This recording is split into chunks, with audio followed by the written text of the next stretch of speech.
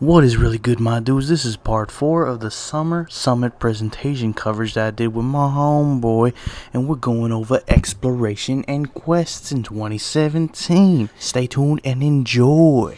Moving on with the 2017 updates, or potential updates, we're going to go into the exploration section that they covered. So there's potentially 4 new areas that they might add to the game. There is Menaphos, the desert city that they've had in the game and never did anything with for a very long time. A potential new sunken city, Atlantis style, pretty interesting. A whole new continent itself, and the eastern lands, the Skull region, which is the second islands in ports, if you're familiar with that, because they're already coming out with the first section of ports this year, so next year they might expand to another set of island chains. So of these 4, me personally, I am excited for Menaphos, to be honest. How about you? Yeah, Menaphos hands down, mainly because it goes back to what we talked about back when we talked about dungeoneering. Right. How they're opening up the skill more, and possibly doing something that revolves around that new demigod that's coming out.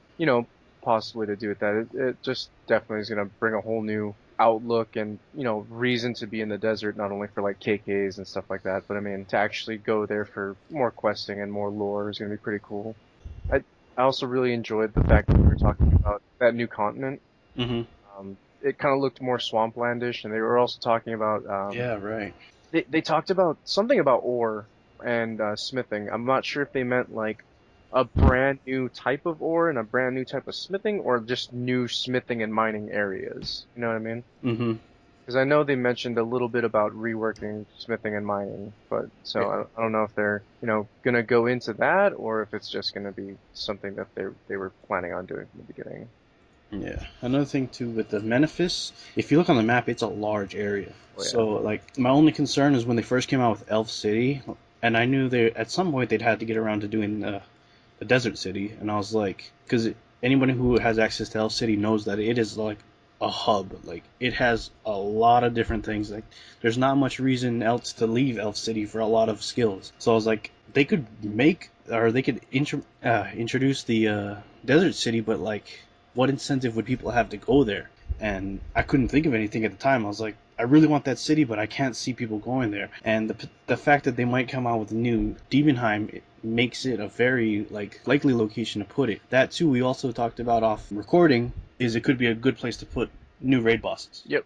Like now that I'm seeing ways to make this city like a Viable. go-to place and a reason to not camp at Elf City, and it's starting to look like a much more viable place to add in 2017. I haven't been to Elf City personally. Is that more like a skilling location? Yeah, it's like your go-to for like so many skills. So I mean, that's what they could also split it up into too. Like Menaphos could just be like kind of more towards combat hub, Mm-hmm. and then they could keep the Elf City more towards like skilling, and release more skilling updates over there. Yeah, that'll work too. Plus, there's a lot of skills you can do in Elf City, but there's some that you can't. So any ones that were left could be added to this city. Yeah, makes sense. So overall, yeah. I'll just quickly go over Sunken City. Don't know what the hell it could be, but They did mention a little bit about like diving down, finding treasures mhm. and like sending them via a balloon and like a crate type thing up to the surface so you could collect it later. Mhm. And then going back up to the surface later and collecting all your loot that you got during your explorations there, and then rinse and repeat type of a thing. So Yeah. either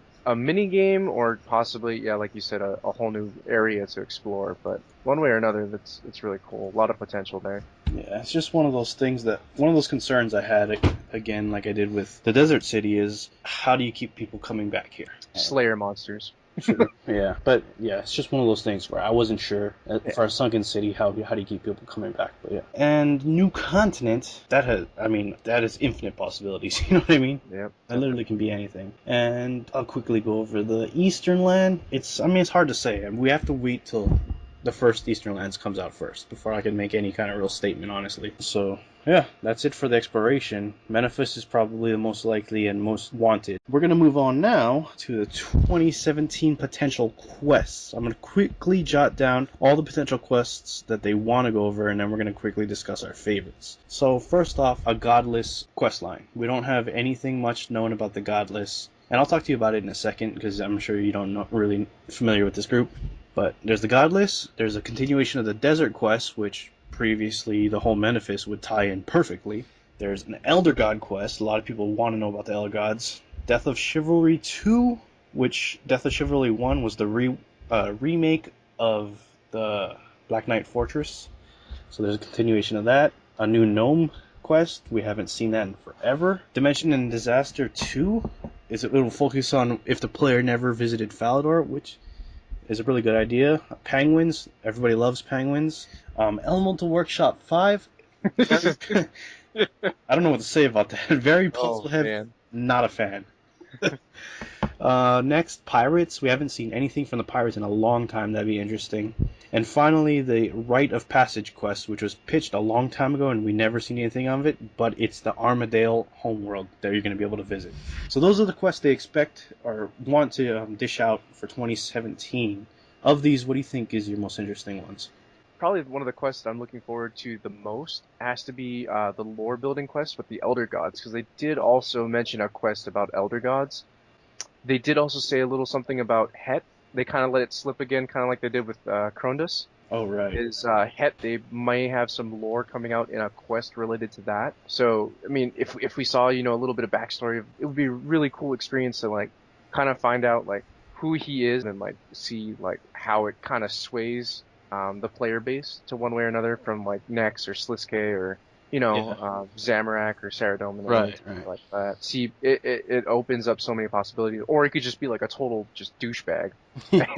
And everybody kind of, like, unites to try and stop, like, one of the Elder Gods. And, that could just completely turn the player base or even completely turn the tides of where they wanted RuneScape to go. So, I mean, it's chock full of possibilities, and really looking forward to that quest line more than anything else.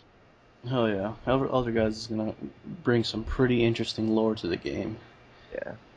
What about you? As I'm concerned, I would say probably the Godless. I'm really interested to see how they came to play, because they only formed when Guthix died, and they're almost, like, you'd probably like them, because they're technically, in a way, they are the Guthix followers, in a way. Not exactly, they don't follow Guthix, but they follow what he represented, that the gods should not interfere with RuneScape. And that's their whole. So they formed after Guthix died, and all the gods started showing up. And they're one of their main followers, or not followers, but like people who share their ideals. Well, not people. It's not a person. It's a monster. But is Virago. A lot of people love Virago. He's a really cool ass boss. And for a lot of people that don't know, I was always like a huge Guthix follower from like the very start, back when I first started playing. I don't know, like 11 years ago. So, or more than that now, like 15 years ago. Holy crap. It's been a while. Yeah, but I've always been like a huge advocate for Guthix because he represented balance, and then when the lore came out with him with the God Wars and, also like stopping Saradomin and Zamorak from actually interfering with humans on Gielinor, it was really cool to see that lore come through fruition. So anyone that's gonna follow in those footsteps is definitely an A+ for me. Yeah, so it's really interesting to see how they're going to flesh out. It's really, I want to see the whole, that faction, the Godless faction, really get fleshed out. See what direction they take. It's going to be really interesting. Nice. What about the Pirates? I know, like, off camera, you were interested in Pirates. Oh, hell yeah. I'm always a fan of Pirates. I love Pirates. Any type of lore that they could build behind it. I was like, just, spitballing some ideas that they could possibly do. Is when they did that survey, I even typed in a little bit of it too, was like, maybe they could introduce like some pirate lore to it. Maybe, maybe not even a god, or maybe a demigod for like the ocean, and kind of tie it into the sunken city. Have something to do with maybe like Cthulhu, kind of like like a chaos-driven like demigod type of a thing. I thought that would be a pretty neat idea to kind of mix in there with building some pirate lore. So, but that's just me spitballing ideas. It'd be pretty crazy to see that actually come true. That I think I would do that quest over and over and over again. Just make like a bunch of different noob accounts and just consistently go to do that quest.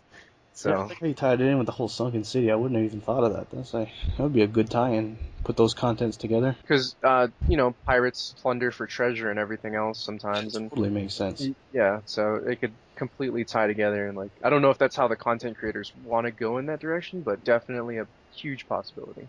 Yeah, that's awesome. All right, I guess that's it for the fucking quests, but.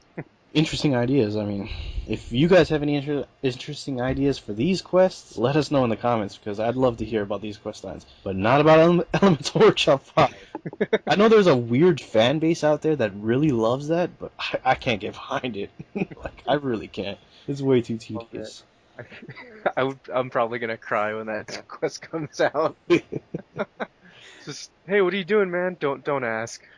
Don't ask. What are you doing? Oh, I've been working on Elemental Workshop 5 for the past 3 weeks of my life. Like, just dying. And that is it for this part of the video series. Hope you enjoyed. What are your thoughts about what is coming in 2017 as far as exploration and quests are concerned? Let me know in the comments below and subscribe for more. And be on the lookout for the final episode of this series next week. Peace.